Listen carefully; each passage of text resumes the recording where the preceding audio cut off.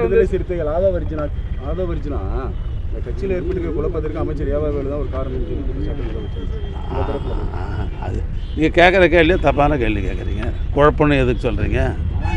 அவர் சொன்னதே வந்து அழுத்தம் கொடுத்தாருன்னு சொல்கிறாருங்க. அப்புறம் குழப்பம்னு ஏன் சொல்கிறீங்க? நீங்கள் குழம்பு இருக்கிறீங்க. அழுத்தம் கொடுக்குறாருன்னு சொல்கிறாரு. நான் அப்படியே அழுத்தம் கொடுக்கல. என்ன பொறுப்பு? நான் அழுத்தம் கொடுக்கல, அவ்வளோதான் வச்சியான்.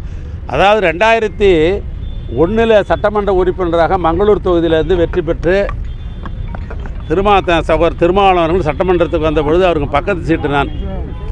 அன்னையிலேருந்து எனக்கும் அவருக்கும் நட்பு என்பதை தாண்டி ஒரு சகோதர பாசத்தோடு எங்கள்கிட்ட பழகக்கூடியவர். எந்த காலகட்டத்திலும் சில நேரங்கள் இடைப்பட்ட காலங்களில் எதிர்முகாம் என்ற நிலை எடுத்த பொழுது கூட அவர் என்னிடம் நல்லா பேசின்னு இருப்பார். எப்பவுமே அப்படி ஒரு நல்ல ஒரு சகோதரன், நல்ல ஒரு நட்புக்குரியவர் தான் அவர். ஆனால் அவர் என்கிட்ட வந்து பேசுகிறாருன்றதாலே நான் அழுத்தம் கொடுத்துன்ற பொருள் இல்லை. அப்படி அழுத்தம் கொடுக்கவும் இல்லை, அது அழுத்தம் கொடுக்க வேண்டிய அவசியமும் இல்லை. ரெண்டாவது வந்து அவர் வந்து அழுத்தம் கொடுத்து அதனால தான் இல்லை, அவரே ஒரு நல்ல ஒரு அறிவாளி, அரசியல் நல்ல தொலைநோக்கு பார்வை உள்ளவர், அரசியலை பற்றி நன்கு புரிந்து கொண்டவர். அவருக்கு இன்னொருத்தெல்லாம் அழுத்தம் கொடுக்க வேண்டிய அவசியமே கிடையாது. அவர் சுயமாக எந்த முடிவு எடுப்பதற்கு அந்த அரசியல் கட்சியில் அவருக்கு உண்டு. அவர் தான் அந்த நிறுவன தலைவர்.